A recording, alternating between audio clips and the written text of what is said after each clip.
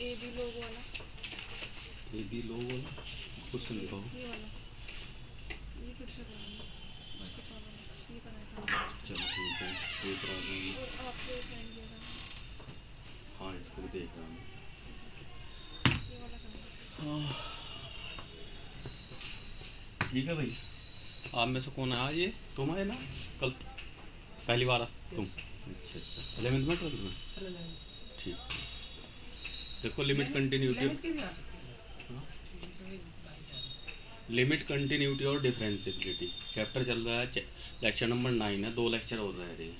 आज जो डिस्कस होंगे इनके डाउट प्लस कंटिन्यूटी, कल फिर जो है डिफरेंशिएबिलिटी का जाएगा पूरा लेक्चर, और उसके बाद फिर आपका स्टार्ट होगा इंटीग्रल कैलकुलस। आपके सिलेबस में है, बोर्ड में भी आना है। उसके हैं 10 या 12 लेक्चर। उसके बाद स्टार्ट होगा आपका डिफरेंशियल इक्वेशन, वो भी है। यानी कि टोटल जो कंटेंट है वो 12th वाला ही है सारा सारा। अरे कुछ फील हुआ होगा लास्ट लेक्चर कुछ पढ़ के, कुछ कि हाँ कुछ विशेष हमें मिल सकता है। बस रिक्वेस्ट यही है कि थोड़ी स्ट्रेंथ बढ़ा लो, 12th की बच्चे पर आ जाए। ठीक है भैया, अगर मतलब स्ट्रेंथ बढ़ेगी तो मैं भी यहाँ राइट टाइम 9 बजे आ जाएगा। ठीक है भाई, तो क्वेश्चन था ये हमारा। एक्चुअली क्या है मैं बताऊँ आपका, चाहे लिमिट कंटिन्यूटी है चाहे डिफरेंशिएबिलिटी है, खेल लिमिट निकालने का असल से बड़ा। अगर लिमिट निकल गई फिर तो कंसेप्ट क्लियर है। ब कंटिन्यूटी में क्या, लेफ्ट हैंड राइट हैंड और लिमिट एट ए पॉइंट, बस ये निकालनी है। और डिफरेंशिएबिलिटी में उसका डेरिवेटिव निकालना है। क्वेश्चन है जो डाउट समझे कि limit x tend to a की पावर x माइनस x की पावर a, और x की पावर a है क्या है ये नीचे, इसका नाम नहीं होगा, एक्स था, चलिए क्वेश्चन इसका इसमें नाम नहीं होगा। वो यहाँ हाथ अपना नाम लिखा, फादर का नाम लिख के सिग्नेचर करते हैं। ठीक है भाई, ये है। देखो जब हम इस तरह क्वेश्चन करते हैं, लास्ट टाइम करा था ना, क्या नाम था तुम्हारा विकास? अनमोल। अनमोल, लास्ट टाइम करा था ना ये क्वेश्चन मैंने। Yes sir. तो इसके लिए क्या है कि डिफरेंशिएशन हमें पता होना चाहिए। देखिए जब भी हम लिमिट निकालते हैं, अगर हम इसमें x की वैल्यू a डायरेक्ट रख दें, क्या बनेगा ये a की पावर a, a की पावर a, a की पावर a और a की पावर a। इससे ये कैंसिल, इससे कैंसिल, 0.0 आ गया। तो 0.0 जो है कि अपरिभाषित रूप है, इनडिफाइन फॉर्म, यानी कि इसका कोई मीनिंग नहीं है। तो इस तरह से लिमिट निकलेगी नहीं। और हमें पता है, हमने बताया था कि अगर कहीं 0/0 की कंडीशन बनती है अंश और हर में, न्यूमरेटर और डिनोमिनेटर में, तो हमें इसको रिमूव करने के लिए ऐसी कंडीशन ना बने, या तो हम एक्सपेंड कर देते हैं कोई फार्मूला लगा के किसी का भी, या दूसरा फैक्टर करते हैं, ठीक, या फिर हम लगाते हैं एल हॉस्पिटल रूल। ठीक है, बाकी 90% केस में यही काम कर देगा केला। आप डायरेक्ट इस पर भी जाएंगे तो ये काम कर देता है। ठीक, एल हॉस्पिटल रूल का मतलब ये क्या है कि न्यूमरेटर और डिनोमिनेटर का हम डिफरेंशिएशन करते हैं। ठीक है, तो अब यहाँ हम डिफरेंशिएशन लगाते हैं। अब हमने कैलकुलस के कुछ फार्मूले पढ़े हैं, कैसे कि अगर x की पावर n है तो क्या होता है, और अगर कहीं कोई कांस्टेंट टर्म है उसका क्या होता है, या वेरिएबल की पावर वेरिएबल है तब उसका क्या होता है, a की पावर x का क्या होता है, e की पावर x का क्या होता है। इनके लिए डायरेक्ट फार्मूले हैं। ठीक है, मान लिया ये है, इसका अगर d/dx करेंगे क्या आएगा, nx n - 1। ये कांस्टेंट टर्म है, इसका क्या आएगा 0। x की पावर x का क्या आएगा, x log x log x। इसको छोड़ देता हूं अभी। a की पावर x का a की पावर x और log a। ठीक, इसका आता है e की पावर x। ये जो x की पावर x है, जब वेरिएबल की पावर वेरिएबल होगी तो फिर आपको log लेना पड़ता है। इसको मैं y इक्वल टू मान लो x की power x, taking log both side, ठीक है। log y equal to log x की पावर x।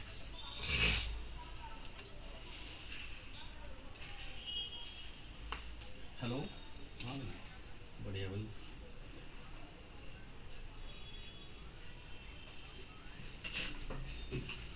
हाँ पता नहीं आ रही है क्या, करना आप मिल जाएगा, छुट्टी करूँगा इसका। ठीक है,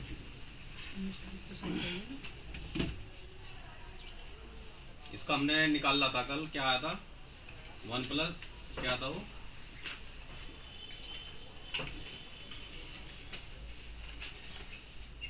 x की power x 1 plus log x था, ठीक है। इसके बाद इसको क्या लिखेंगे, ये तो हटा दो एक चीज है, यस सर, थोड़ा सा ये यहाँ तक हटा देता हूँ। इसको लिख सकते हैं log m की पावर n। log m की पावर n क्या होता है, अगर log m की पावर n है तो इसको n log m लिख देते हैं, नहीं ये बताओ, ठीक। log mn है तो log m plus log n लिख देते हैं, अगर मल्टीप्लिकेशन में है। डिवाइड में है तो माइनस में लिख देते हैं, ठीक है। तो उसको क्या लिखेंगे, x log x log y equal to, ठीक है। समझ में आ रहा है यहाँ तक। इसमें दो फलन यानी कि दो फंक्शन है, first and second. Yes sir, अगर हम इसको डिफरेंशिएट करेंगे ये तो आएगा 1/y dy अपॉन dx। पहले फलन को जुगा तो लिखेंगे, इसका करेंगे तो आएगा 1/x, फिर ये log x जुगा तो रह जाएगा और x का आ जाएगा 1, x से x कैंसिल, तो 1 प्लस log x, और ये y इसकी मल्टीप्लिकेशन में हो जाएगा तो dy अपॉन dx ये हो गया, और y एक्चुअल में है क्या, x की पावर x और 1 प्लस log x, ये आ गया सर, ठीक है। तो ये इतनी चीजें हमें पता होनी चाहिए थी। अब हम इसको क्या करते हैं, अब लगाते हैं बाई एल हॉस्पिटल रूल, ठीक है। Limit x tend to a की पावर x का क्या होगा, a की पावर x log a, ठीक है। वेरिएबल की पावर कांस्टेंट है तो इसको लिख सकते हैं ax a माइनस, यानी कि a n की तरह व्यवहार कर रहा है, बिहेव कर रहा है। जैसे x की पावर n का निकालते हैं ना, तो x की पावर a का ऐसे निकाल लेंगे क्योंकि a कांस्टेंट है, x वेरिएबल, ठीक। x की पावर x का क्या आएगा, 1 x की power x 1 plus log x, 1 plus log x minus 0। Clear है। आगे चलते हैं, सिंप्लीफाई करते हैं फिर आगे हम इसको। a की पावर x log a, और ये सारा कितना हो जाएगा, अच्छा ये इसमें तो कुछ कॉमन आता है नहीं,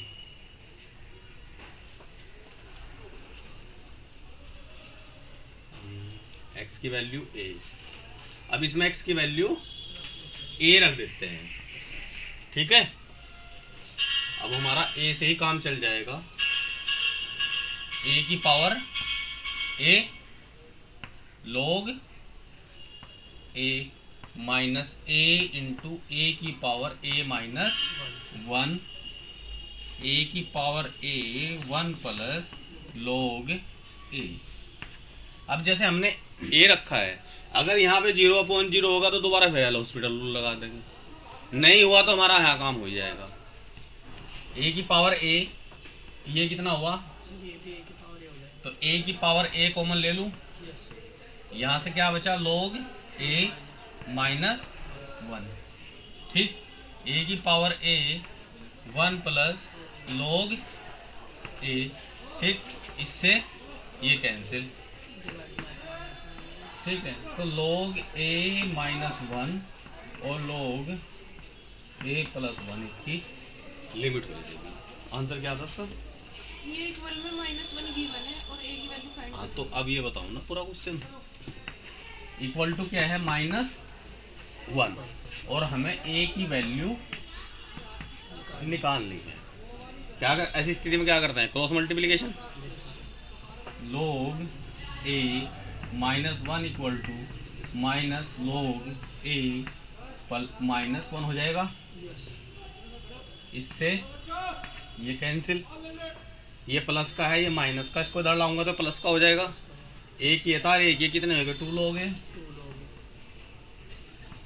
इक्वल टू 0, या इसको मैं लिख सकता हूँ log a इक्वल टू 0। ठीक है, हम हमेशा मान के चलते हैं कि 0 जो वैल्यू होती है वो log 1 की होती है। अगर इसके पूरे की और इसकी हम कंपेयर करें, तुलना करें, तो a इक्वल टू कितना आ जाएगा? सर ये वाला स्टेप फिर से बता दो, इसमें a लिया x की जगह, यहाँ पे ये वाला, ये यहाँ तक हमारी लिमिट चल रही थी। Yes sir. अब ये लिमिट हमने इस सारे में पुट कर दी, जहाँ जहाँ x है वहाँ हमने a रख दिया। लिमिट ऐसे तो निकालते हैं, बस फिर इसको हमने सिंप्लीफाई कर लिया। ये टर्म है a की पावर 1, a की पावर a -1, तो बेस सेम है तो पावर ऐड हो जाएंगी, अच्छा तो a की पावर a ही रह जाएगा ना ये। ठीक है, एक दो स्टेप मैंने इसमें बीच में मिस कर दिया क्योंकि फिर बहुत लेंथी बैठ जाता है। ठीक है, लिख लिया। हो गया सर। कहने को एक क्वेश्चन था, लेकिन अगर हम इसकी बैकग्राउंड चेक करें तो इस क्वेश्चन के लिए हमें कितनी चीज़ों की जरूरत पड़ी है? कोई गिनती? रफ ना करिए सर।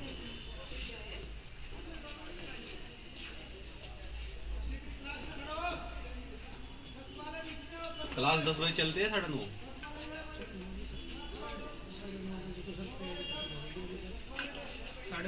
चलो फिर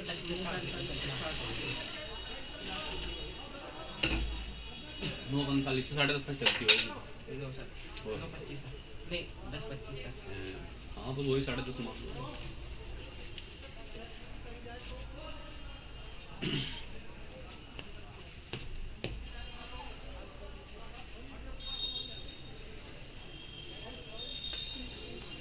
लिख लिया।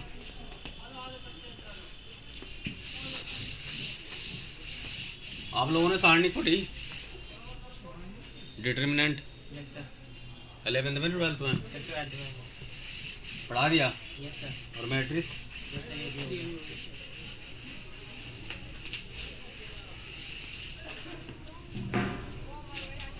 देखो एक क्वेश्चन है और बढ़िया क्वेश्चन है।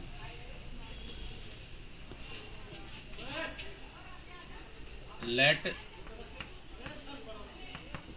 fx इक्वल टू, एक फंक्शन दिया हुआ। अब तक फंक्शन आपने देखा अलजेब्रिक मिल रही या ट्रिग्नोमेट्रिक मिल रही, x² समथिंग करके, या कहीं पे e की पावर x है, कहीं a की पावर x है, या कहीं साइन कोस भी आ जाते हैं। इस तरह के फंक्शन है।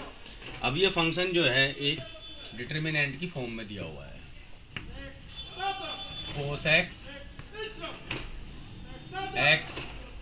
x1, 2 sin x x², 2x, tan x,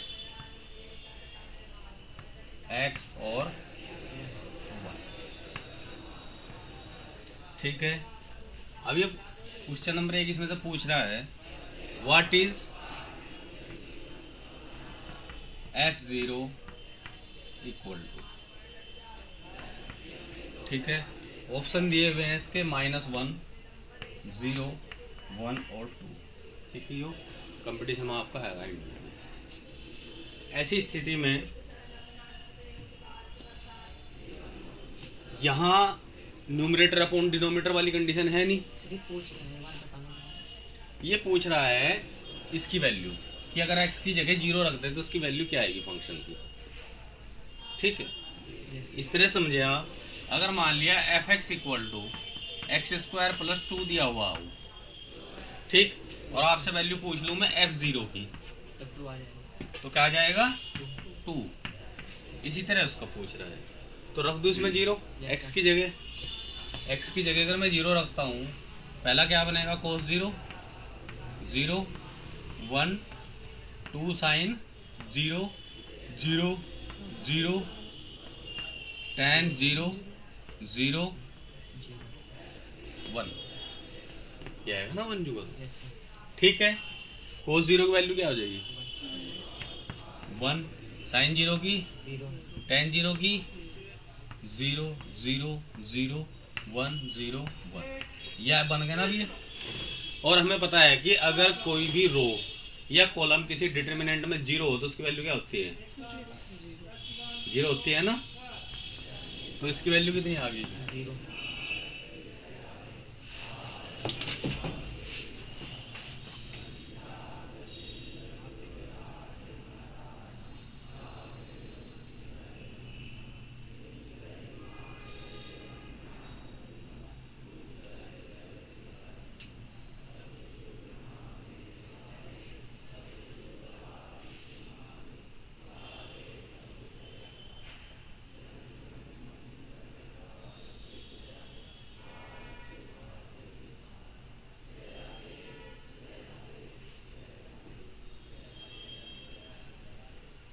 ठीक है।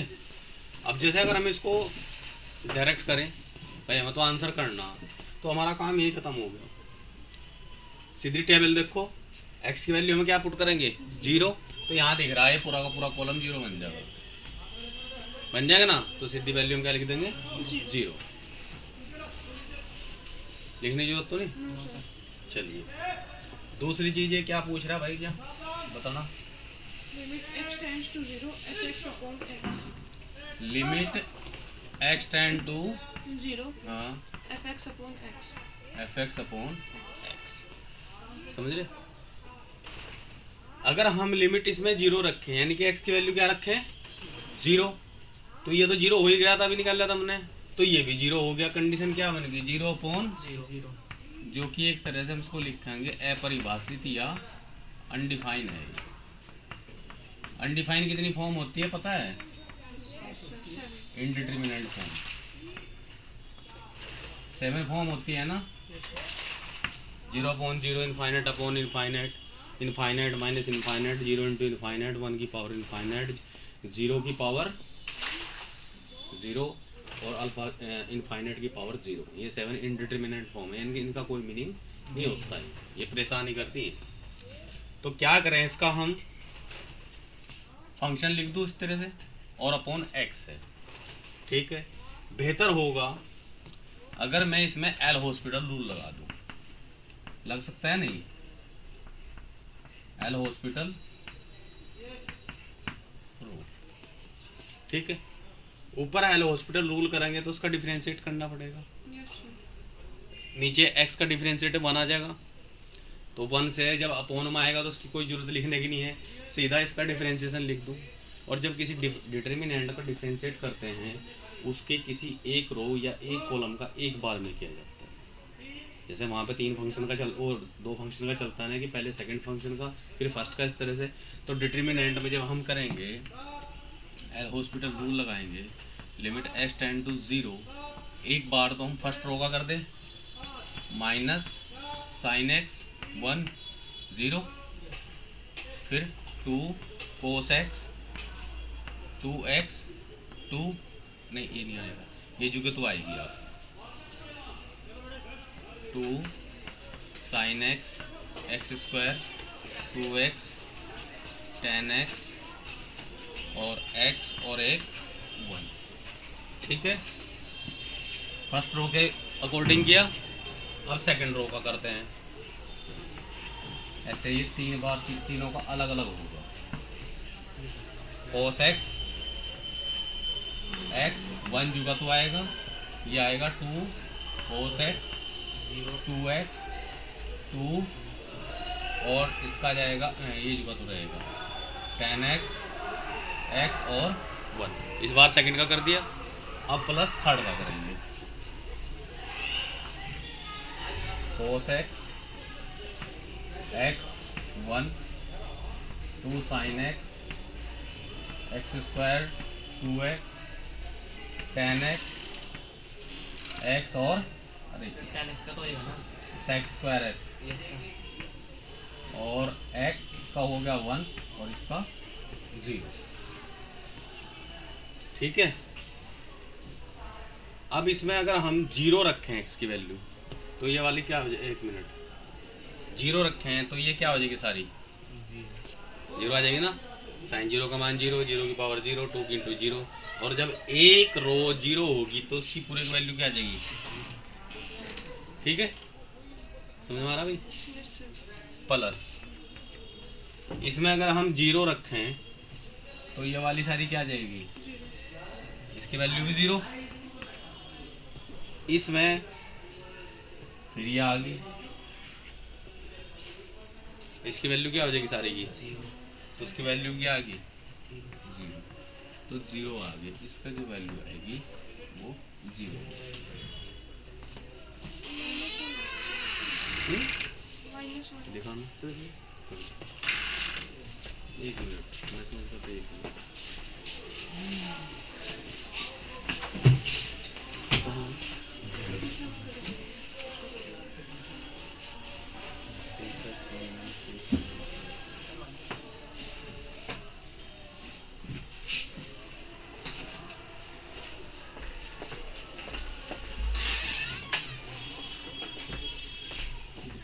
तीसरा क्या है इसमें,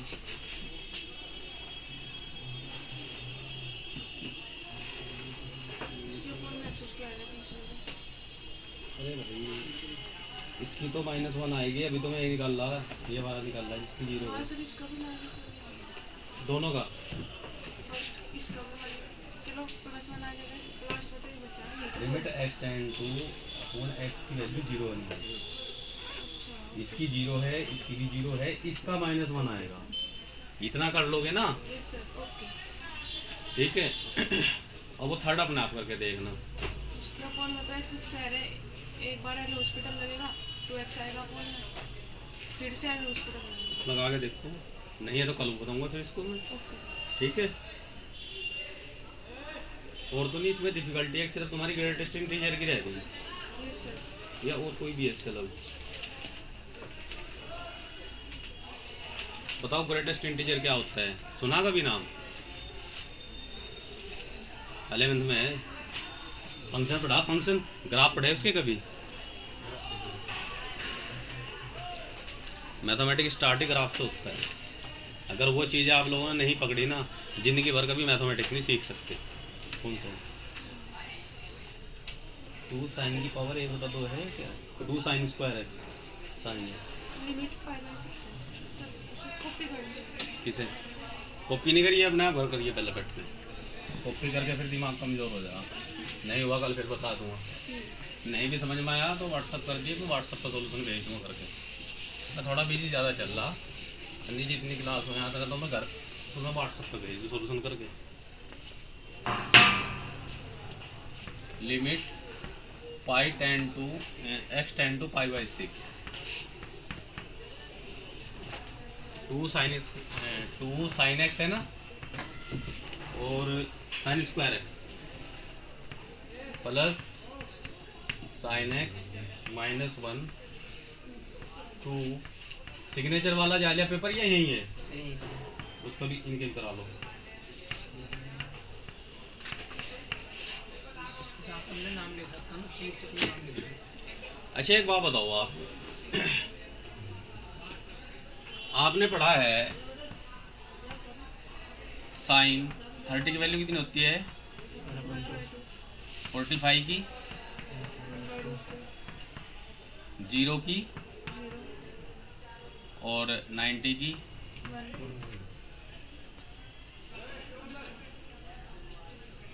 90 की 1 होती है। साइन 91। ठीक, ऐसा है क्यों, कभी इस बारे में सोचा? टेबल तो लर्न कर ली, टेबल में तो दिए हुए हैं।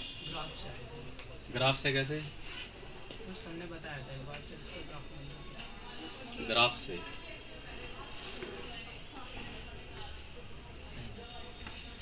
0 to 2 पाई तक चलता है ये, यहाँ तक ये π/2 होता है और ये यहाँ वैल्यू आती है इसकी। ठीक है, ग्राफ का स्पेशल जब है, जब आपको ट्रिग्नोमेट्री पढ़ाई जाएगी वहाँ और ज़्यादा डीपली क्लियर होगा, लेकिन ग्राफ से अलग भी एक तरह से इसको एक और अच्छी तरह समझ सकते हैं आप। आपने पढ़ा होगा ये सारे क्या हैं, साइन कोस टैन कोट क्या ट्रिग्नोमेट्रिक रेशियो हैं। ठीक है, और अगर किसी हम राइट एंगल ट्रायंगल में चले तो साइन थीटा बराबर क्या होता है, मान लिया ये है, ये कितना है, थीटा है, इसके लिए ये क्या होगा, लंब या परपेंडिकुलर, ये आधार हो गया बेस, तो साइन थीटा बराबर क्या होता है, लंब बटे कर्ण, यानी कि परपेंडिकुलर अपॉन हाइपोटेन्यूज। ठीक है, यानी कि साइन की जो वैल्यू होती है दिस अपॉन दिस होती है। अब मैं मान के चल रहा कि मैं थीटा की वैल्यू अगर 30 डिग्री ले लूं, यहाँ पे कितना आ रहा 1/2, इसका मतलब क्या हुआ, साइन 30 की वैल्यू जो हम 1/2 लिख रहे हैं 1/2, इसका कहने का मतलब ये है कि अगर परपेंडिकुलर 1 सेंटीमीटर का है तो हाइपोटेन्यूज 2 सेंटीमीटर का बने, उस स्थिति में 30 डिग्री का एंगल बनता है। 45 अगर मान लूँ उसको मैं, 45 डिग्री में क्या होगा, दिस अपॉन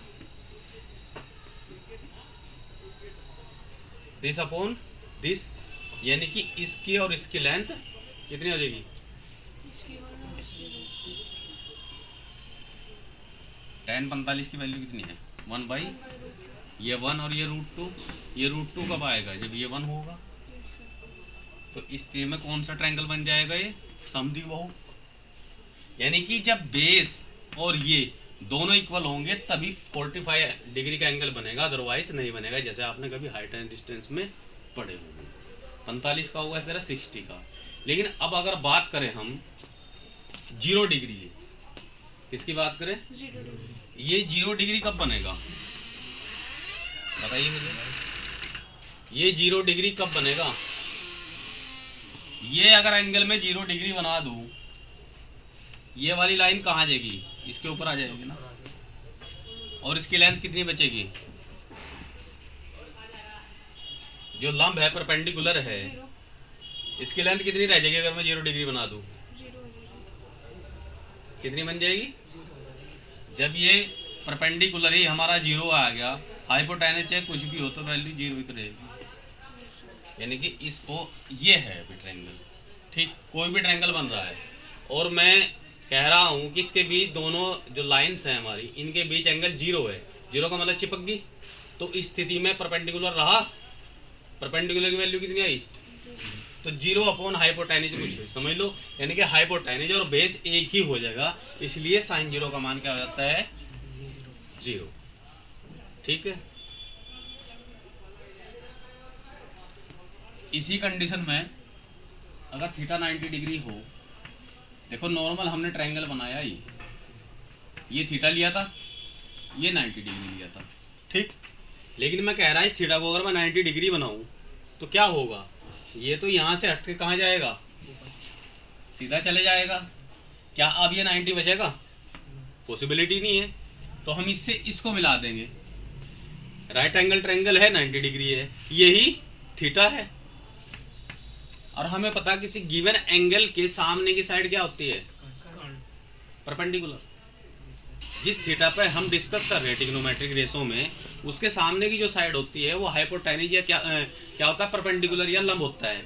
लंब भी यही है इसका और कर्ण भी यही है, यानी कि हाइपोटेन्यूज भी यही है और परपेंडिकुलर भी, दोनों वैल्यू सेम होगी, तो सेम अपॉन सेम कितना आएगा, 1, इसलिए साइन 90 की वैल्यू कितनी होती है, ये है according to trigonometric ratio with respect to right angle triangle, कि इनकी वैल्यू ऐसे क्यों होती है। ठीक है, इसी के कोरस्पोंडेंस फिर ग्राफ चलते हैं आपके ट्रिग्नोमेट्री में। हमें 3 ग्राफ हमें पता होना चाहिए, साइन का, कोस का और टेन का। ठीक है, और एंगल की हैबिट हमें ये नहीं होना चाहिए हमें कि साइन 30 डिग्री 45 डिग्री ना। आपको अगर कंपटीशन में जाना है, ये 0, this one is π/6, π/4, π/3, pi by 2, ठीक है, पाई की फॉर्म में लर्न करो, ठीक है। तो वो और फिर आगे क्वेश्चन जितने भी आते हैं अधिकतर, क्योंकि ये डिग्री वाला है ना, ये तो बहुत ही कम क्वेश्चन आते हैं। अगर जरूरत तो कन्वर्ट कर लो, नहीं तो पाई की फॉर्म में ही लर्न करो। और ये भी ध्यान रखो कि ये 0 है, ये पाई बाई 2, ये पाई। इसको एक तरीका हो रहा है, ऐसे ना लर्न करो। अगर आप ऐसे करोगे बहुत अच्छा रहेगा। 0 डिग्री, ये पाई बाई 2 हो गया यहाँ पे 90 डिग्री। ये कितना हो गया 2 इंटू पाई बाई 2। एक तरह से क्या हो गया, पाई आ गया, लेकिन मैं इसको 2 लिख रहा क्योंकि 0 1 2 3 इंटू पाई बाई 2, ये कितना आ जाएगा 4 इंटू पाई बाई 2। एक तरह से 2 पाई हो गया पूरा एंगल घूम के 4। उसके बाद फिर ये कितना आ जाएगा 5 पाई by 2, 6 pi by 2, 7 pi by 2, 8 pi by 2। इस तरह का घूमता रहेगा ना एंगल, ये ऐसे घुमाते रहेंगे, कहीं तक घुमाते चले जाओ। यहाँ से क्या कंक्लूजन निकलेगा कि जो हमारा नॉर्मली 0 है, और ये सीरीज कौन सी है पाई, 3 पाई की, 5 पाई की। यहाँ से कैंसिल करके देखो आप, ये पाई बाई 2, उसके बाद 5 पाई बाई 2। इसी तरह 3 और 7 से स्टार्ट हो रही है। कहने का मतलब जब भी पाई बाई 2 के साथ ओड नंबर होगा, क्या होगा, तो एंगल यहाँ चलेगा, और जब उसके साथ इवन होगा तब एंगल यहाँ चलेगा। अगर हम आपसे सिंपली पूछ लूँ कि साइन 1007 पाई बाई 2 कहाँ होगा, इस पे होगा, इस पे होगा, इस पे होगा, इस पे, इसी पे होगा ना कहीं। तो इस तरह के फिर हम आइडिया लगा सकते हैं एंगल रोटेट होगा कहाँ पे जा रहा है। तो इस तरह की हमें प्रैक्टिस करनी पड़ेगी। देखिए एकेडमिक पढ़ना और कंपटीशन में धरती आसमान का अंतर होता है, समझ गए। 15 दिन क्लास कर लो तो लगेगा कि एकेडमिक में तो कुछ नहीं है, लेकिन जब उलझे ही एकेडमिक में पढ़े तो कंपटीशन तो बहुत बाद की चीज़ है। अब देखिए हमें लिमिट निकाल ली। लिमिट में हमने आपको बताया कि जिस पॉइंट पे निकालनी होती है, जैसे x tend to pi by 6 दे रहा हो, डेफिनेटली अगर इसमें पाई बाई 6 रखूँगा तो फंक्शन की वैल्यू 0 आनी, 0.0 ही होगी। रख लेते हैं पाई बाई 6 का मतलब साइन 30। साइन 30 की वैल्यू कितनी होती है 1/2। 1/2 का स्क्वायर कितना हो जाएगा 1/4। 2 से कैंसिल करेंगे 4 को, कितना आ जाएगा 1/2, और ये कितना आएगा 1/2। 1/2 कितना हो गया 1, और -1 तो ऊपर 0 होगी। सेम कहानी इसके साथ भी हो जाएगी कुछ ना कुछ। ये कितना आएगा 1/4, 1/2, 1/2 माइनस 3/2 प्लस 1, 3/2 में। इसको करने का ऐसा है, एलसीएम एचसीएफ तो लेना नहीं। ये 3/2 है, इसका मतलब 3 आधों में से एक आधा कम करें कितना आ जाएगा 2 आधे। 2 आधे का मतलब क्या है ये 1। या ऐसे कर लो, जैसी भी मर्जी है आपकी। ये कितना आएगा -2/2, -1 और 1। फॉर्म बन गया ना 0.0। सबसे पहले भी यही काम करके देखना कि 0.0 है या कुछ और है। अगर ये नहीं बन रही फिर हो सकता है हमारा आंसर यही आ जा, कोई जरूरी है हम इसमें एल हॉस्पिटल रूल लगाएं। अब 0.0 है, अब क्या लगाएंगे एल हॉस्पिटल। पता है आपको एल हॉस्पिटल रूल क्या होता है? एल हॉस्पिटल रूल होता है कि अगर ऐसी फॉर्म बने, क्योंकि मैथमेटिक्स में इसका कोई मीनिंग नहीं है 0.0, 7 अपरिभाषित फॉर्म हैं, उन्हें आप चाहे लर्न कर लो। 0.0, infinite upon infinite, infinite minus infinite, 0 into infinite, 1 की पावर इनफाइनाइट, इनफाइनाइट की पावर 0 और 0 की पावर 0। क्यों है इस पे 1 मिनट में डिस्कशन करूं, जरा देखो इधर, लिख लो बाद में, पहले समझ दो, इतना ये क्वेश्चन पूरा कर दो, उसके बाद में इकट्ठा लिखिए। न्यूमरेटर अपॉन डिनोमिनेटर है, जिसकी फ्रैक्शन करे। फ्रैक्शन का क्या मतलब है? किसी चीज को डिवाइड करना। मैंने 1/2 लिखा है, इसका मतलब क्या है कि 1 के मैंने 2 पार्ट्स कर दिए, या 3/7 लिख दिया, इसका मतलब किसी चीज के 7 पार्ट किए गए थे, उसमें से 3 ले लिए। ठीक, यहाँ 0 जिसकी वैल्यू होती है कि एक भी नहीं, कुछ भी नहीं है, मतलब कुछ भी तो कहता नहीं, लेकिन 0 की जो डेफिनेशन होती है कि एक भी चीज कुछ एक भी नहीं है, और फिर उसी से डिवाइड कर रहे हैं तो कोई मीनिंगलेस नहीं है। जब कोई चीज़ है ही नहीं तो उसे डिवाइड करने से कुछ भी नहीं तो मीनिंगफुल हो गया। इसी तरह इनफाइनाइट अपने आप में कभी ना खत्म होने वाली संख्याएं हैं और उसको इनफाइनाइट बार ही डिवाइड कर रहे तो उसका भी कंक्लूजन नहीं है। यहाँ ये टेंडेंसी देखो, जीरो के अंदर वो पावर है कि वो किसी में भी अगर मल्टीप्लीकेशन कर दे तो उसको क्या कर देता है, यही पावर किसके पास है, इन्फिनिटी के। अब लड़ाई दोनों की होगी, कौन जीतेगा, कर सके कोई फैसला? भाई ये भी अपने आप में सुपर पावर है, ये भी अपने आप में सुपर पावर है, दोनों की इनमें लड़ाई होगी तो कौन विजय होगा कोई घोषणा नहीं कर सकता। इनफाइनाइट माइनस इनफाइनाइट क्या मीनिंग है कोई? ना तो इनफाइनाइट एक्चुअल में कितना है तो उसमें से कितना घटा दिया तो कितना बचेगा, कोई कैलकुलेशन नहीं है। वही 1 की पावर इनफाइनाइट वाली कंडीशन है, यही इसकी है और यही इसी तरह की कहानी ये है। इसलिए 7 इंडिटरमिनेट फॉर्म है। लिमिट में अगर कहीं ये आती हैं तो उससे बच के निकलने के अलग अलग रास्ते हैं। आप लोगों के लेवल तक बस यही रहता है, इससे ज़्यादा आने की संभावना कम है। ये फिर बहुत हायर लेवल पाते हैं इस तरह क्वेश्चन, फिर उसके अलग तरीके हैं। ये तो आपने देखी होगी अभी, x की पावर x में अगर लिमिट रखते हैं क्या आता है 0 की पावर 0, तो फिर क्या किया था हमने, लोग लिया था, लोग लिखे। तो देखिए एल हॉस्पिटल का मतलब ये है कि अगर ऐसी फॉर्म बनती है 0/0 तो हम उसको डिफ्रेंशिएट करते हैं, अंश को इसका अलग अवकलन करेंगे, इसका अलग करेंगे। अवकलन करना आता है ना, या नहीं आता है बताओ? नहीं आता कोई दिक्कत नहीं है, वो भी सिखा दूंगा। लेकिन ये सारा कंटेंट 11th का ही है, ज़्यादा उसका नहीं है। साइन स्क्वायर x का अवकलन क्या होता है? साइन स्क्वायर x का 2 sin x into cos x। ठीक, तो 2 तो जुआ तो रहेगा, इसका अगर d/dx करेंगे, एक तो 2 sin x और साइन का फिर दोबारा करेंगे तो क्या जाएगा, cos x। साइन x का क्या हो जाएगा, cos x, और इसका क्या हो जाएगा, 0। क्लियर? इसी तरह इसका क्या होगा, 2 × 2 sin x cos x -3 cos x और प्लस 0। क्लियर है यहाँ तक? अवकलन नहीं आता, घर पे ट्राई करो, सीखो, कोई समस्या हो मेरे से पूछो, लेक्चर खत्म होने के बाद पूछ सकते हो। ठीक है, यहाँ तक हो गया।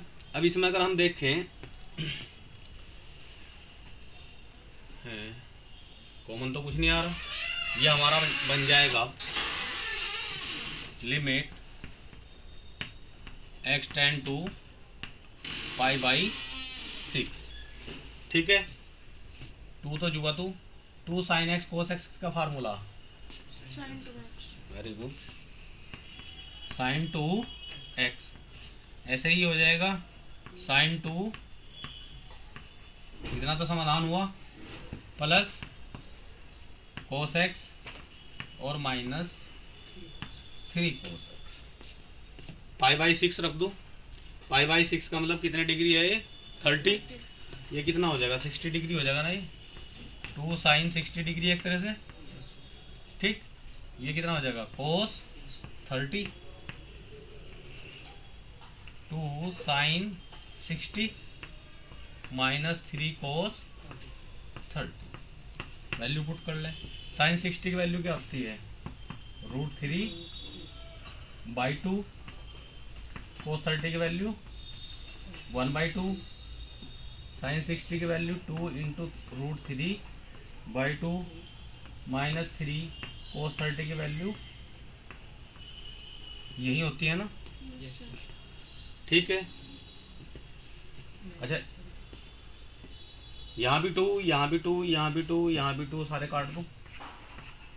कैसे काटे, इधर से 1/2 कॉमन लूँ, यहाँ से भी 1/2 कॉमन ले लूँ, तो सारे कैंसिल, ऊपर से क्या बचेगा, 2√3 प्लस 1/2√3 -3√3।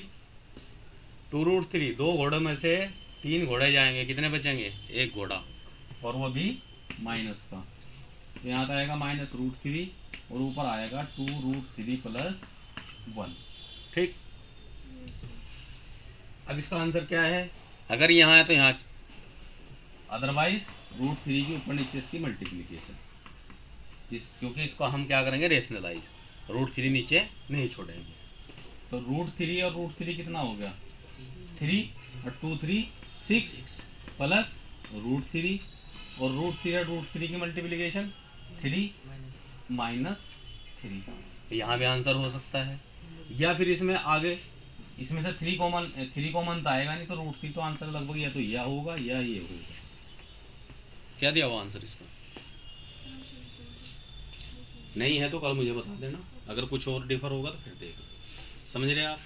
देखिए मैं एक बात बताऊँ, आप भी थी, आप लोग फर्स्ट टाइम क्लास में यहाँ बैठे हुए हो, तो हो सकता है एक दिन, क्योंकि टॉपिक चल रहा था लिमिट कंटिन्यूटी डिफरेंशिएबिलिटी, इसका लेक्चर नंबर 9 है, उसमें 10 लेक्चर होने थे और कल लास्ट था। आज आपके हो सकता है कि ये 0 वाली समझ में आए, कुछ भी ना समझ में आए, वैसा ऐसा होना नहीं चाहिए, क्योंकि जो चीज़ मैं पढ़ा रहा हूँ वो इतनी अलग नहीं है आपके सिलेबस से, उसी से रिलेटेड है। अगर आपको कुछ चीज़ें बिल्कुल ही समझ में नहीं आ रहा, इसका मतलब ये है कि आपका 11th 12th भी ख़त्म है बिल्कुल, वो मर्दप्राय स्थिति में आपका जो कमांड है।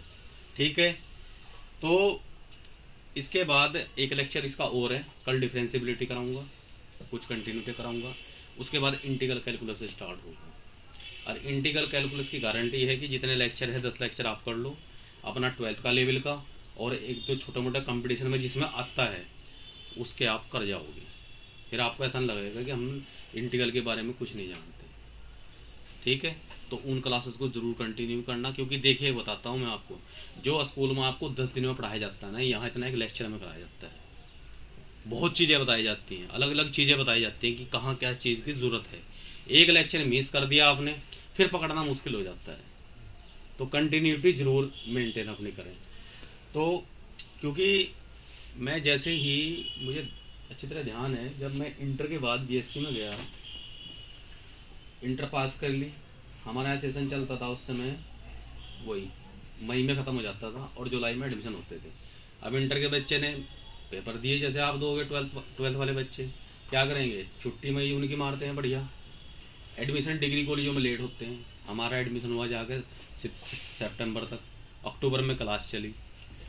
अब हमने 2 साल में 6 बुक्स पढ़ी थी मैथ की, वो भी मीडियम हमारा हिंदी था। समझ रहे आप? कौन सा मीडियम था? जैसे ही बीएससी में गए फर्स्ट ईयर में 7 बुक, मीडियम इंग्लिश, और फाइनल एग्जाम के 5-6 महीने, तो कितना प्रेशर होगा। और एमएस कॉलेज से पढ़ा मैं, तो कुल मिला के ये है कि 2 महीने तो कुछ समझ में नहीं आता कि हो क्या रहा क्लास में, लेकिन जाते रहे धीरे धीरे चीज़ें समझ में आनी शुरू होगी। आपके सामने इशू है, ये तो एक तरह से टोटल प्योर मैथमेटिक्स चल रहा, यही चीज़ आप हिंदी मीडियम में भी है, यही इंग्लिश मीडियम में है, और इंटीग्रल कैलकुलस में भी ऐसे चलता है। लेकिन कुछ चैप्टर ऐसे हैं जहाँ थोड़ी हमें, जैसे कि सेट रिलेशन फंक्शन में इंग्लिश लैंग्वेज यूज़ करनी पड़ती है।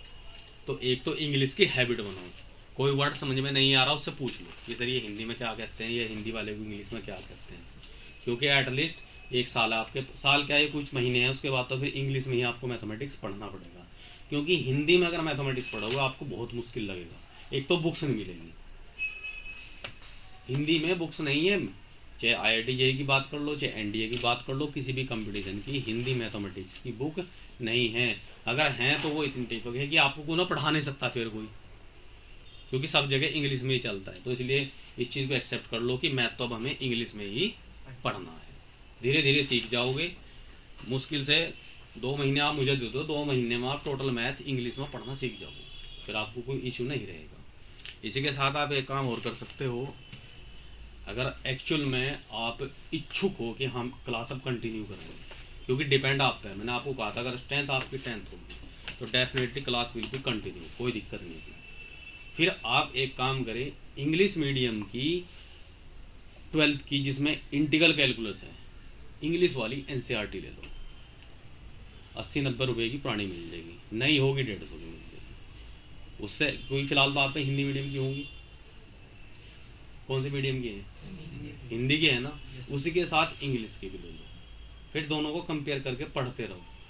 जो वर्ड मीनिंग तो आपको लर्न करने उनको अंडरलाइन कर दो और उन्हें लिखना शुरू कर दो, ताकि जैसे नेक्स्ट क्लास में जाओगे, अगर आप बीटेक में भी जाएंगे ना बीटेक फर्स्ट ईयर में बीएससी वाला सिलेबस है, और बल्कि फर्स्ट ईयर के शायद सेकंड सेमेस्टर में तो एमएससी तक की मैथमेटिक्स है, डिस्क्रीट मैथमेटिक्स वगैरह वगैरह, जिसमें टोटल वो चलते हैं ना, सर्किट बनते हैं। भाई कंप्यूटर टेक्नोलॉजी के अंदर चिप चलती है, चिप तो पता है, कोई भी इलेक्ट्रिकल या इलेक्ट्रॉनिक डिवाइस खोल के देख लो, उसमें सर्किट बने हुए मिलेंगे। प्लेट होती है, उस पर रंग बिरंगे से, जैसे कि आयरन की, इसी क्या नाम, गोल्ड की भी होती हैं, पूरे सर्किट बने होते हैं, और वो सर्किट जो है मैथमेटिकली बनते हैं। उस मैथमेटिक्स का नाम है डिस्क्रीट मैथमेटिक्स। तो इंजीनियरिंग में वो पूरी बुक पढ़ाई जाती है। भाई इंजीनियरिंग के लिए क्या चाहिए? PCM, physics, chemistry, math. Math क्यों जरूरी है? मैथ की एल्गोरिथम यूज होती हैं आगे जितनी भी प्रॉब्लम होती है। जैसे कहते हैं कि उसने पासवर्ड तोड़ दिया, मोबाइल में कोई लॉक लग जाता है, पासवर्ड ब्रेक करते हैं, वो क्या करता है, लगा के डाटा केबल उसको कनेक्ट किससे करेगा? कंप्यूटर में। किससे करेगा वो? अरे कंप्यूटर पता क्या काम करता है? पता आपको? पता है? वो पढ़ा है आपने? परमुटेशन कॉम्बिनेशन पढ़ा? क्रमचय संचय पढ़ा ना? डिजिट हमारे पास कितनी है? 10 होती है ना। यहाँ अगर ये हमने 4 नंबर का पैटर्न लॉक लगाया हमने अपने मोबाइल में, सपोज करो, ठीक है, कि हम 4 डिजिट से ओपन कर लेंगे, तो यहाँ पे कितनी डिजिट हो सकती हैं? 10। यहाँ पे कितनी हो सकती हैं? 10। यहाँ भी 10 और यहाँ भी 10। तो टोटल 4 डिजिट के कितने पासवर्ड बनाए जा सकते हैं? इन सबको मल्टीप्लाई कर दो, कितने बनाए जा सकते हैं? 10,000। 10,000 पासवर्ड 4 डिजिट के बनाए जा सकते हैं। वो चाहे आपका 00 हो, 11 हो, 0 1 2 3 4 हो, या 4 5 6 7 कुछ भी हो सकते हैं। 10,000 पासवर्ड बनाए जा सकते हैं। अब आप एक एक ट्राई कर लो, कैसे कर लें। मैंने पहले 0 रखा, फिर 1 रखा, फिर 2, फिर यहाँ में एक बार 0 रखूँगा, फिर 1 रखूँगा, फिर 2 रखूँगा, फिर 3 रखूँगा, फिर 4, इसी तरह कहाँ तक चले जाऊँगा? 9 तक। 10 तो मेरे ऐसे हो गए। फिर ऐसे यहाँ चेंज करूँगा, फिर यहाँ चेंज करूँगा, फिर यहाँ चेंज करूँगा। यहाँ 0 1 2 था, फिर 2 1 0 लूँगा, 1 0 2 लूँगा, फिर 9 0 1 लूँगा। तो इस तरह की मतलब टोटल जो पासवर्ड बनेंगे 10,000 बनेंगे। आप अगर लिखना भी शुरू कर दोगे तो लिखते लिखते एक भी कहीं मिस्टेक होगी, फिर फंस जाओगे। कंप्यूटर क्या करता है? इस सारे 10,000 पासवर्ड को कुछ सेकंडों में ट्राई कर लेता है। भाई सब लगा करके देखता रहेगा, यार ये पासवर्ड, ये उसे 10,000 को करने में कितना टाइम लगेगा? 2 मिनट लग जाएंगे, 1 मिनट लग जाएगा। जहां भी वो खुल जाएगा वहीं कहता है ये है इसका जी पासवर्ड। समझ रहे आप? तो उस काम को कंप्यूटर जल्दी कर लेता है।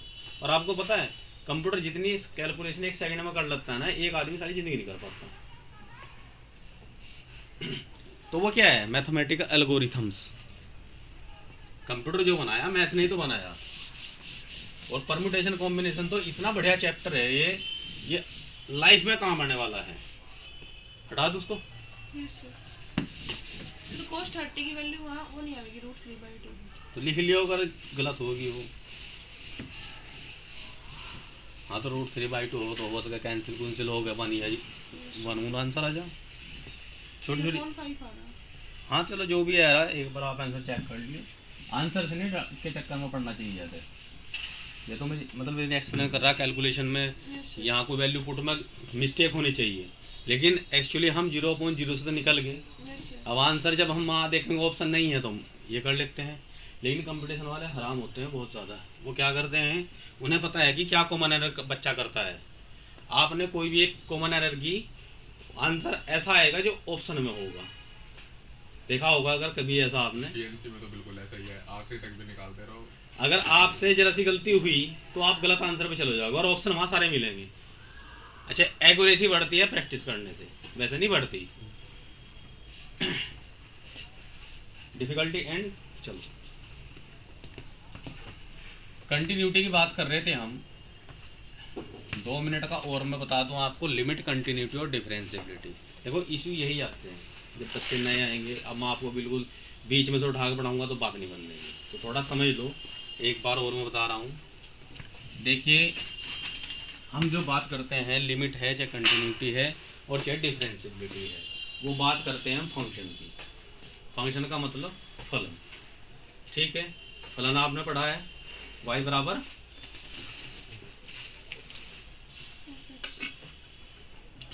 fx लिखते हैं। fx का मतलब क्या है? Function of x। अब जो फंक्शन हो सकता है वह एल्जेब्रिक हो, ट्रिग्नोमेट्रिक है, कुछ भी हो सकता है, ठीक है। अगर आप फर्स्ट डे से मेरी इस क्लास में होते और फंक्शन आपके समझ में ना आता तो विद एक्सप्लेन में आपको समझाता, क्योंकि शायद 11th में है आपके कुछ, हाँ रिलेशन फंक्शन 11th में है, ठीक। तो वहाँ तो बहुत चीज़ निकल आती, लेकिन बेसिकली समझ लो कि एक फंक्शन है y = fx, यानी कि function of x। Function of x को मैं से लिख सकता हूँ कि x + 3 है, मान लिया। क्या है ये किस तरह का हमारे पास? y = x + 3, x भी है और y भी। हम ये चीज़ लिखने की जरूरत नहीं, समझ लो सिर्फ, ये तो बाद ही क्लास में कभी कभी जब समझा दूंगा। ये x हो गया, ये y है। x की वैल्यू 1 2 3 रख दूँ, y की वैल्यू कुछ ना कुछ आएगी। बेसिकली अगर देखूँ मैं तो सीधी कोई ना कोई एक स्ट्रेट लाइन आ जाएगी, ठीक है, क्योंकि आपको पता है कॉम्बिनेशन कैसा है, लीनियर। लीनियर का मतलब इसमें वेरिएबल की पावर कितनी है? 1। और लीनियर का जो ग्राफ होता है वो स्ट्रेट लाइन होती है, वह यहाँ हो सकती है, यहाँ हो सकती है, ये हो सकती है, कहीं भी हो सकती है, वो एक स्ट्रेट लाइन होगी। लेकिन जैसे ही इसमें अगर स्क्वायर जोड़ दूँ तो फिर कर्व बन जाएगा। वो हो सकता है इस तरह का हो, ऐसा हो, यहाँ हो, कहीं भी हो सकता है, ठीक है। क्यूबिक हो गया तो हो सकता है कोई फंक्शन इस तरह का हो, 3 बार काट रहा हो, 4 बार काट रहा हो, इस तरह की अलग अलग कंडीशन। वो फंक्शन कैसा हो देख के हम या ड्रॉ करके पता लगा लेते हैं। अब बात करते हैं कि इसमें लिमिट क्या है और कंटिन्यूटी क्या है और डिफरेंशिएबिलिटी क्या है। लिमिट ये कहता है किसी भी पॉइंट में, मान लिया x = a पे मुझे लिमिट निकालनी है।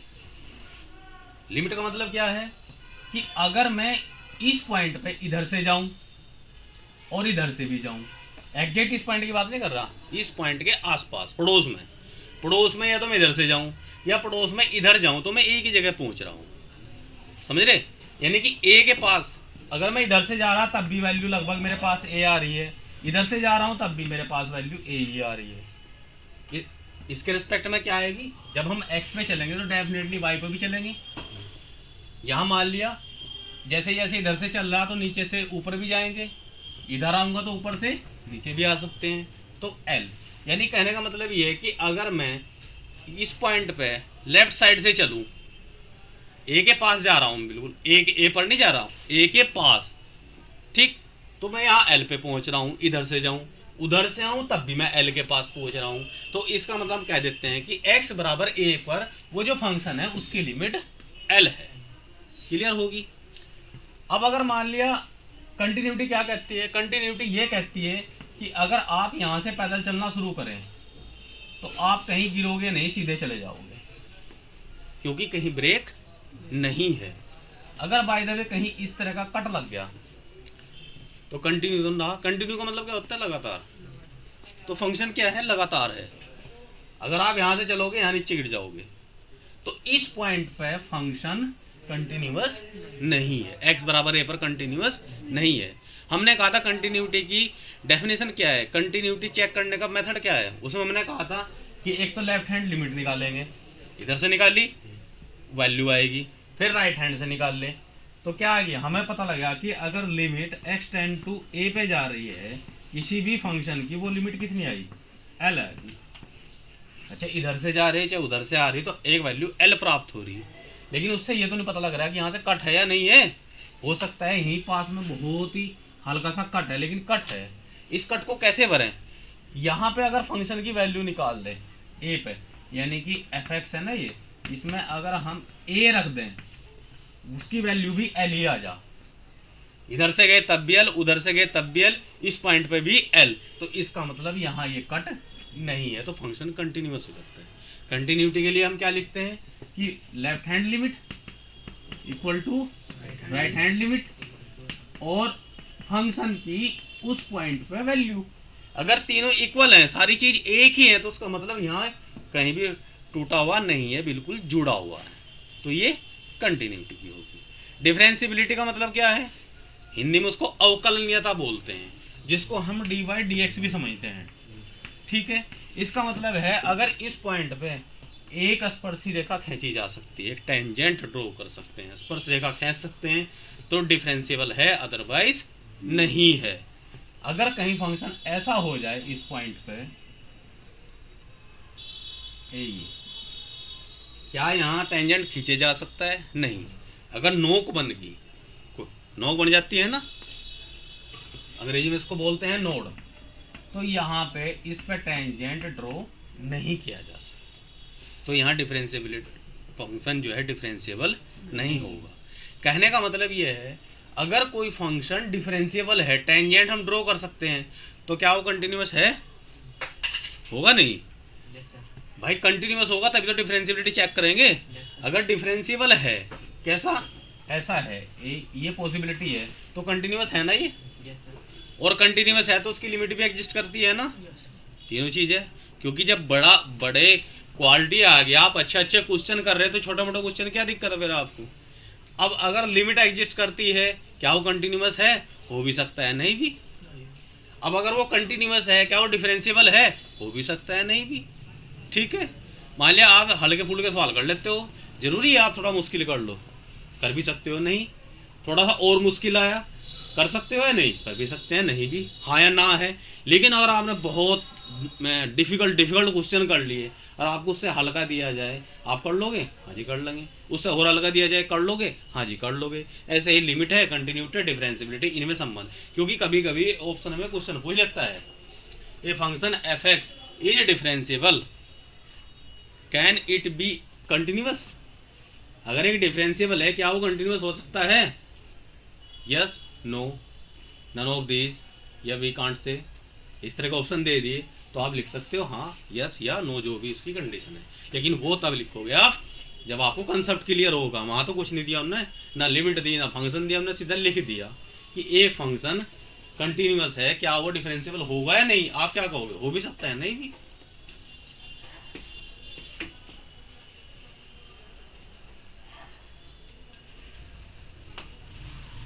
हेलो,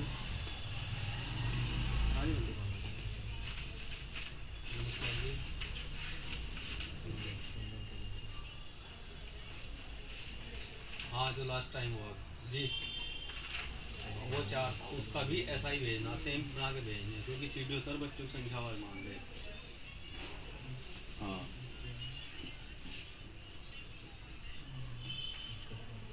चल जाएगा वही, लेकिन उसमें आपको क्या करना पड़ेगा, 1 से 3 का अटेंडेंस और बच्चों की टोटल नामांकन अलग देना पड़ेगा, 4 से 5 का अलग देना पड़ेगा। पहले तो पूरे विद्यालय, हाँ वहीं पे साइड में आगे लिख दे, जो मैंने कॉलम दिए ना उन्हीं उसी पे बनाइए जो कि तो सूचना 1 से, हाँ 1 से 3 के अलग, 4 से 5 के अलग।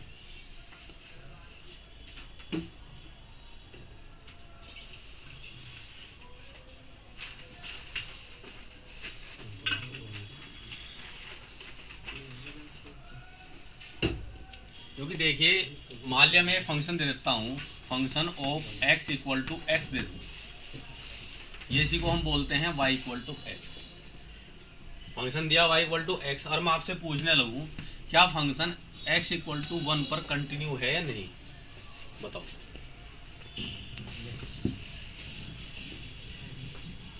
है या नहीं? x इक्वल टू 1 पर एक फंक्शन है f x equal to x, कैसे लिख दूं, limit x tend to 1 x। क्या ये फंक्शन कंटिन्यूअस है या नहीं है? अगर हम इस फंक्शन की देखते हैं, एक तरह से y हो गया ना, y equal to x, y equal to x का ग्राफ बताया कोई क्या होता है? एक स्ट्रेट लाइन होती है जो 45 एंगल डिग्री बनाते हुए एक्सेस से आर पार चली जाती है। कहाँ से? Minus infinite two plus infinite तक जा रही है।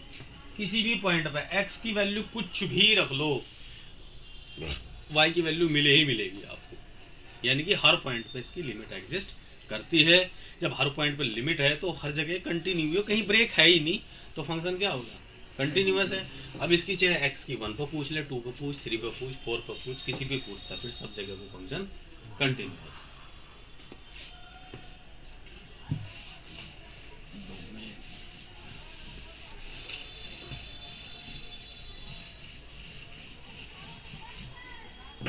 कल टुमारो आपका एक होमवर्क रहेगा सभी का।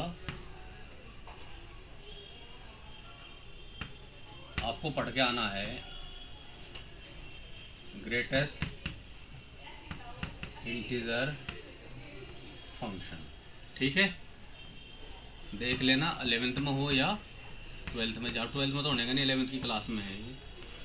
गूगल से पढ़ो, नेट से पढ़ो कि ग्रेटेस्ट इंटीजर फंक्शन क्या होता है।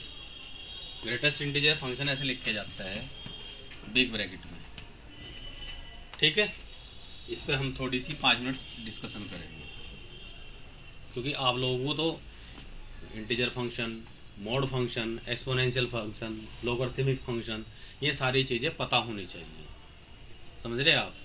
और मैं आपको बताऊं, इतना आसान सिलेबस है मैथ का, चाहे सीबीएसई बोर्ड है और चाहे यूपी बोर्ड हो, कोई सा भी बोर्ड है।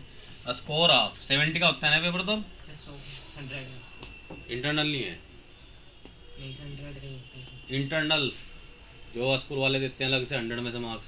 सर यूपी बोर्ड में 100 मार्क्स का पेपर है, उसमें प्रैक्टिकल नहीं है, और सीबीएसई में 20 मार्क्स प्रैक्टिकल है।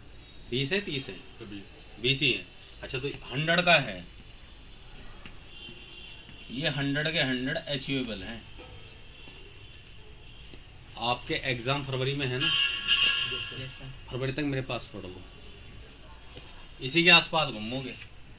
ज़्यादा ज़्यादा डाउन हो गया तो 90 तक जा सको, इससे नीचे नहीं जाओगे, समझ रहे आप।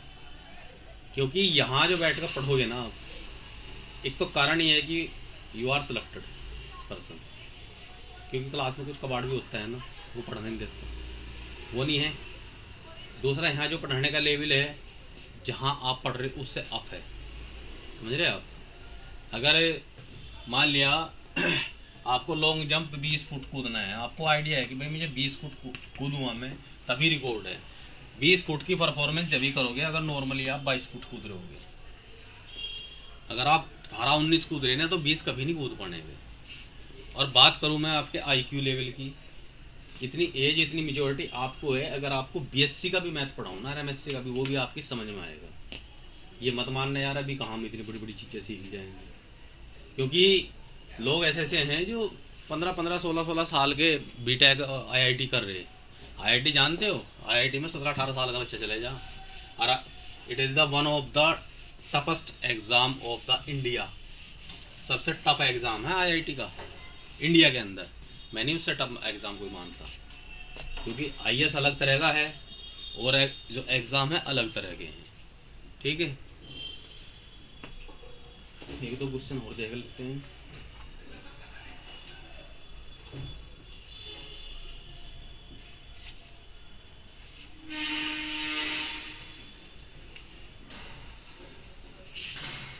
बुक लेकर आए आप लोग? Yes sir. सेकंड वाली है? Yes sir. सेकंड वाली का पेज नंबर 170 ओपन करना।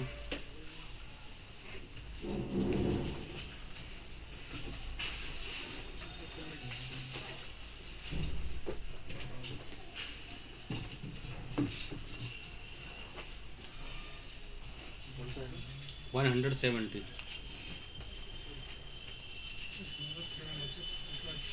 क्या दिया आवाज में देखो ना।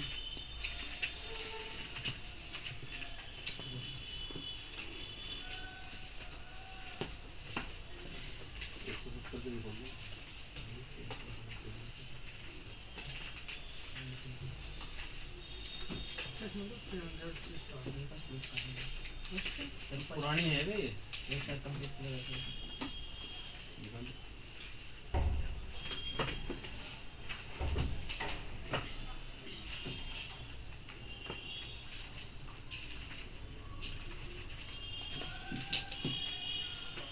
तो ये पता क्या है ना, एक तो सिलेबस कम काटते रहे ना बीच बीच में। नई बुक और पुरानी बुकों में सबसे बड़ा ये है। ये दोनों यस सर, ये सेकंड है।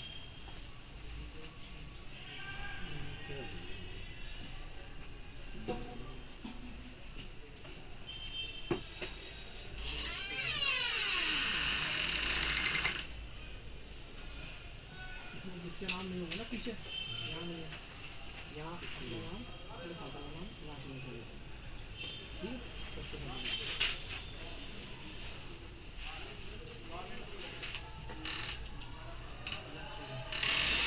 यूपी बोर्ड की आपके यहाँ एनसीईआरटी नहीं है ना ये? सर एनसीईआरटी है कौन सी 18-19 की एनसीईआरटी तुम्हारे पास? कौन सा है एनसीईआरटी है जी पकड़िए सर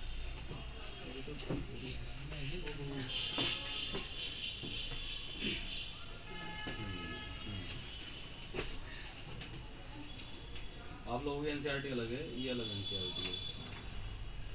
ये तो उत्तर प्रदेश के लिए अलग है, ये समझ रहे नहीं? चलो कोई नहीं, इसमें तो है नहीं कि कोई बात नहीं। देखिए एनसीईआरटी क्या है जो मैं पढ़ा रहा हूँ, ये भी एनसीईआरटी है ना, ये नेशनल लेवल वाली है जो प्योर एनसीईआरटी सेंटर में चलती है, ठीक है।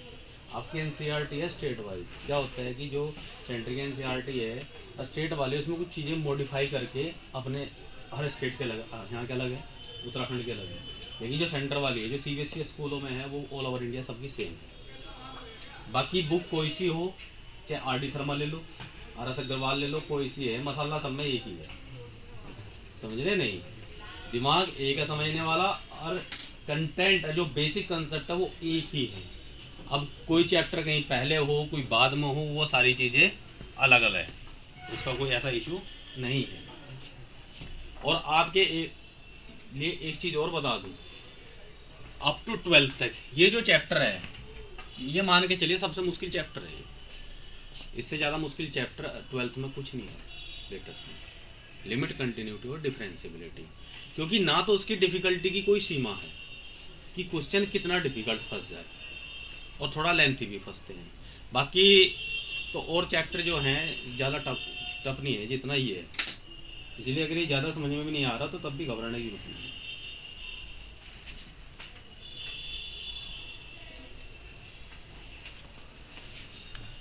अच्छा, एक फंक्शन है, function of x equal to x square is continuous at x equal to 0। बताओ ये फंक्शन x इक्वल टू 0 पर कंटिन्यूअस है या नहीं है? यस यस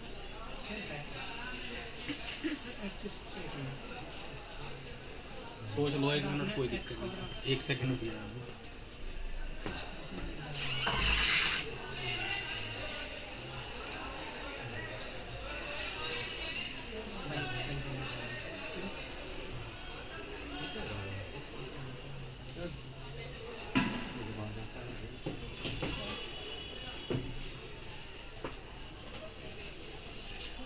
अरे तो आई रही है, आई रही वही सही लाइन तो वाला है जिनने गेट बंद कर दिया बताइए कंटिन्यूअस है नहीं है? यस सर कैसे निकाला पॉलिनोमियल फंक्शन है ये, है? पॉलिनोमियल है ये, पोलोनोमियल है। अच्छा, तो कंटिन्यूअस होते हैं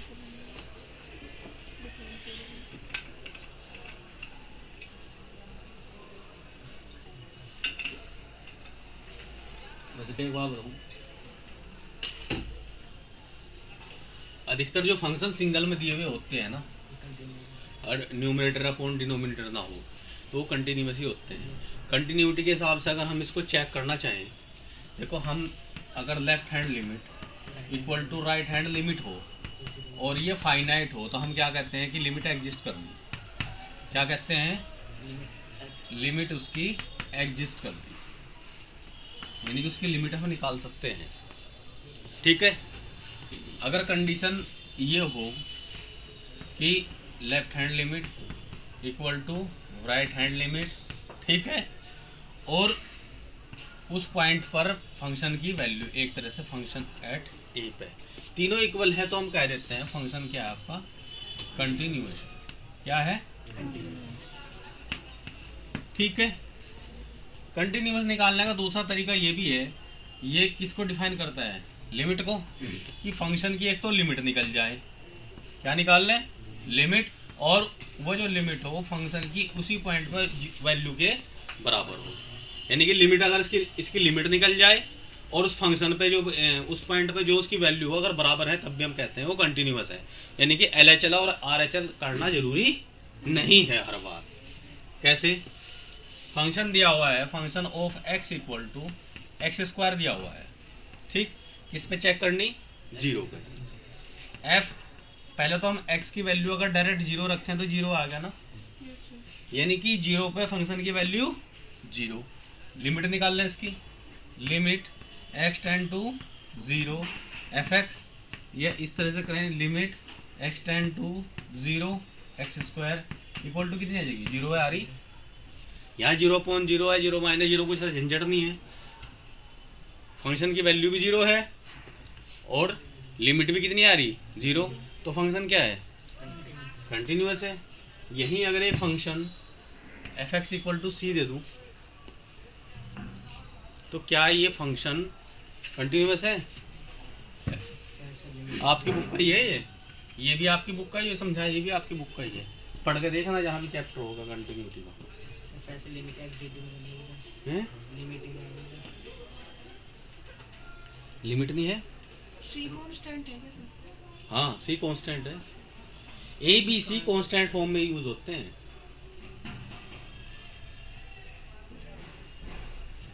function F x equal to C, समझ रहे हैं आप, यस सर। ग्राफ पता कैसे होता है इसका, बताओ, कंटिन्यूअस फंक्शन का ग्राफ कैसे होता है, तो स्ट्रेट लाइन पर parallel to x axis. Very good, यानी कि ये कह रहा है x की वैल्यू कुछ ही रखता चले जाऊं, y की वैल्यू क्या रहेगी, c रहेगी, मैं x की वैल्यू यहाँ रखता जा रहा, इधर भी रखता जा रहा हूँ, लेकिन y बेसरम है, वो कह रहा है कि बस मैं c ही रहूँगा, यानी कि इसकी डिस्टेंस यहाँ ये c रहेगी, तो एक स्ट्रेट लाइन इस तरह की मिलेगी, यही तो y इक्वल टू सी है। Yes sir. ऐसे लाइन कर देते हैं तो x इक्वल टू क्या होता है, ए बी सी कुछ भी रख लो, तो ये y इक्वल टू सी है।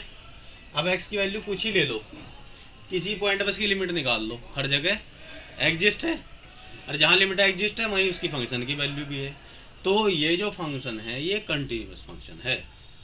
और एन एग्जाम्पल मैं निकालता हूँ, क्या x इक्वल टू 3 पर ये फंक्शन कंटिन्यूअस है या नहीं है, रखो एफ ऑफ फंक्शन की वैल्यू 3 पर कितनी है, c, ठीक, limit x tend to 3 f x, यह लिख दूँ लिमिट x टेंड टू 3, यहाँ c है, अब जब यहाँ x नहीं है तो 3 का क्या चार्ज करूँ, उसका क्या कर लूँ, उसका मैं कुछ भी नहीं कर सकता, तब भी c ये आएगा, ये दोनों इक्वल है, तो फंक्शन क्या होगा, कंटिन्यूअस है। Yes sir.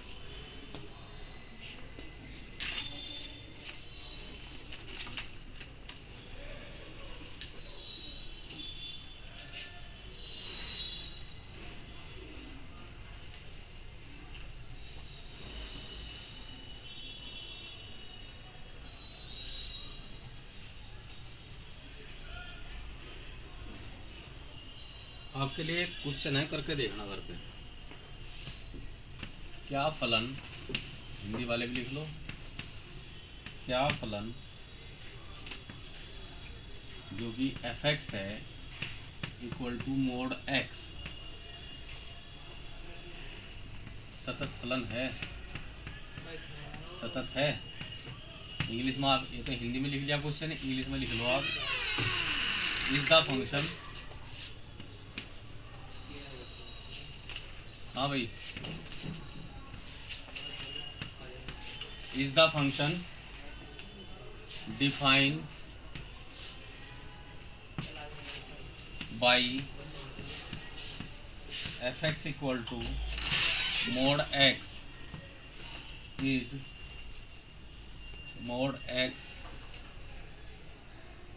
ए कंटिन्यूअस फंक्शन, ठीक है, समझ में आ रहा, क्या फलन f x equal to mod x continuous है या नहीं है, ये चेक करना है आपको, घर इस पर कम से कम 15 मिनट विचार मंथन करना है, समझ में आए या ना आए, लेकिन इतनी जिम्मेदारी बनती है कि 15 मिनट इस क्वेश्चन को देखें बुक में, आप समझ रहे, नहीं फिर चीज़ें समझ में आएंगी, फिर मैं बताता हूँ। लिमिट नहीं है, किसकी, लिमिट रखता है कि एक्स, अभी जी तो मैंने होमवर्क में दिया ना, घर करोगे, बैठ कर सोचोगे इस बारे में, बुक्स में ओपन करके देखोगे, कभी भी कोई टीचर आपको होशियार नहीं बना सकता, ध्यान रखना। होशियार आप खुद बनोगे। कब बनोगे? जब टीचर एक चीज़ बताए और आप दो चीज़ें खुद करें। कोई भी सब्जेक्ट है, खुद करने से, खुद पढ़ने से ही सीखा जाता है। मैं अगर यहाँ आपको एक क्वेश्चन बता रहा हूँ, आपकी रिस्पॉन्सिबिलिटी है कि हम उस तरह के 2-3 क्वेश्चन घर पे करें, 4 करें। अच्छा एक बात बताओ, क्या आप लोगों को पढ़ते पढ़ते, मान लिया 1 घंटा पढ़ रहे हो, बहुत ज़्यादा थकावट हो जाती है? थोड़ी बहुत ही होती है ना। आपकी एज ऐसी है कि आपकी बॉडी एनर्जेटिक है, 6-7 घंटे पढ़ भी सकते हो, खेल भी सकते हो, रात में 5-6 घंटे सो कर आपकी नींद भी पूरी हो सकती है। लेकिन जैसे जैसे एज बढ़ती है ना, फिर एनर्जेटिक नहीं रहती। फिर तो पढ़ के ही थोड़ी बहुत देर पढ़ लिया, थक जाते हो। तो जितनी मेहनत कर सकते हो ना, आपके पास 1 ही साल है। 1 साल में अपना आप को भूल जाओ और दबा के मेहनत करो, रास्ते अपना आप खुल जाएंगे। और ढीले रहोगे फिर बहुत मुश्किल आएंगे।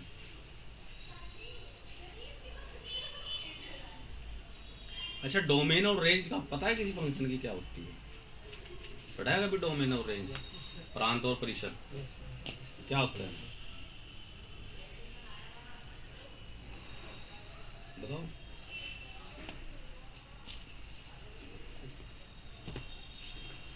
एक तो डोमेन होता है और एक, ठीक, हिंदी में उसको प्रांत बोलते हैं और इसको परिषद। हिंदी में ज़्यादा समझ में आ गई हो इंग्लिश में?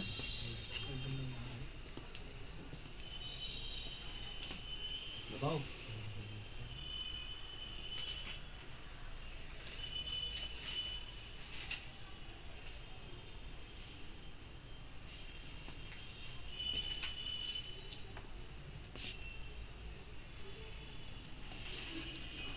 अच्छा, अगर ये फंक्शन में ऐसे लिखूँ आपको, function of x equal to x if x greater than equal to 0, ठीक, और equal to x square if x less than 0, discuss the continuity of the function f given by ये। एक फंक्शन है f x बराबर x if x greater than equal to 0 और x square if x less than 0। एक homework मैंने ये दिया छोटा सा, एक होमवर्क इसका भी है, इसका ग्राफ खींच के लाना पड़ा, रफली बनाना है, ज़्यादा वो नहीं है, मुश्किल से 3 पॉइंट इस पे ले लेना, 3 पॉइंट इधर ले लेना। यानी कि जैसे ग्राफ बनाओगे ना, ये एक्स है, ग्रेटर दैन इक्वल टू 0 किधर बनेगा? इधर बनेगा, जो भी बनेगा। लेस दैन 0 पे किधर बनेगा? इधर बनेगा। और बता दूं, इधर तो बनेगी या कोई स्ट्रेट लाइन कहीं भी बन सकती है, इधर लगभग कर्व के रूप में बनेगा कुछ इस तरह का। ये ग्राफ प्लॉट करना, ये भी आपकी बुक्स में दिया हुआ है, समझना से, ठीक है। आप लोग बुक्स मत लेना अभी, क्योंकि ये एनसीईआरटी लोगे फिर मिक्स हो जाएगा आप लोगों का। आप जो बुक्स पढ़ रहे हैं वो उसी से पढ़ते रहो, लेकिन तो मैं सिखा दूँगा यहाँ पे, ठीक है भैया। और कल कोशिश करिए आप लोग, किस टाइम आ गए थे आप? 9 बजे। हाँ, आप, मैं भी कोशिश करूँगा 99% की 9 बजे एग्जैक्ट आ जाऊँ, ताकि थोड़ा कल को, क्योंकि इस टॉपिक का एंड करना है और ज़्यादा चीज़ें बताई जा सकें। और 2, 4 और 3, 7, 8 बच्चे हो रहे, 2 या खोल लिया हो। दो अभी आए थे, इन्हें पता नहीं। अच्छा, मैं गारंटी बता रहा हूँ, आपके पीछे तुषार बैठे हुए हैं, इन्हें मैंने एनडीए का कराया था और मुश्किल से 30 लेक्चर कराए थे, लेकिन इनकी अप्रोच जो है ना मैथमेटिक्स के प्रति बदल गई। मेन चीज़ होती है अप्रोच चेंज होना, यानी मैथ को देख करके बुखार चढ़ता है ना, डर लगता है, लेकिन जब हम सीख जाएंगे तो धीरे धीरे इंटरेस्ट आना शुरू हो जाता है। अब वो बैठे हैं ओनली फॉर स्ट्रेंथ, ये सीडीएस की तैयारी कर रहे हैं अपनी, और ये मैथ्स नहीं आएगा, ताकि ये क्लास कंटिन्यू हो जाए। आप 2 साल भी इतना नहीं कहीं पढ़ पाएंगे जितना यहाँ 2 महीने में पढ़ा दूंगा, अच्छी तरीके से पढ़ा दूंगा। चीज़ें आपको 1-2 चीज़ें कुछ नहीं लग रही होंगी, कुछ अलग तरीके से कुछ पढ़ाने की, या वही है जैसा आज तक पढ़ते आ रहे, उसी तरह से चल रहा था। जिस तरह से पढ़ा दिया, फार्मूला बता दिया, ऐसे नहीं होता, हर एंगल से बताना होता है, समझाना होता है। ठीक है, तो कल राइट टाइम 9 बजे। और इंटीग्रल के 10 लेक्चर हैं, एक बार पूरा इंटीग्रल मेरे से पढ़ के देख लो। 10 लेक्चर कितने मिनट के? 10 लेक्चर में 15 घंटे। गारंटी कर रहा कि तुम्हारी बुक से अगर एक क्वेश्चन भी मैथमेटिक्स का इंटीग्रल का ऐसा हो ना कि आप ना कर सको, तब मुझे यहाँ कहना कि सर आपने मुझे पढ़ा दिया लेकिन हमसे तो ये क्वेश्चन नहीं होगा। लेकिन जितना मैं कहूँगा उतना करते रहना। ठीक है, तो आज क्लास इतनी। और भाई क्या नाम, अंशिका, जो भी